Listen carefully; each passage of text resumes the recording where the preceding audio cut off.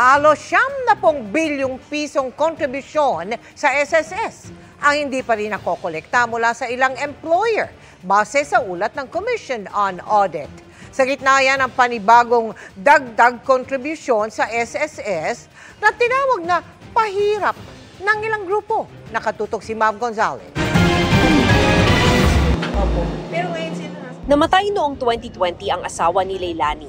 Pero hanggang ngayon, nakatatanggap siya ng buwanang pensyon mula sa Social Security System o SSS. 25 taong nagtrabaho bilang company driver ang asawa niya. Umabot din siya ng almost 4K. Nagiging tulong siya para sa part ng tuition ng bunso kong anak. Kaya nga raw tinitiyak ni Leilani na buwan-buwan magbabayad ng sariling kontribusyon niya sa SSS. Pero aminado siyang mabigat sa bulsa. Kung malaki naman yung bracket ng salary mo, medyo hindi mo mararamdaman. Pero kung minimum wager ka lang, medyo mahirap, di ba? Kasi sa dami ng gastusin ngayon. Pero simula ngayong Enero, mas bibigat pa ang babayaran ng mga empleyado at employer sa SSS. Alinsunod sa Social Security Act of 2018, dapat itaas ng SSS ang contribution rate kada 2 taon. Ngayong 2025, ang huling pagtaas na papalo na sa 15%. 10% ang sasaluhin ng employer habang 5% sa empleyado. Kaya kung minimum wage earner ka sa Metro Manila na tumatanggap ng 645 pesos sa isang araw, 700 pesos na ang babayaran mo kada buwan sa SSS, habang 1,410 ang babayaran ng employer mo.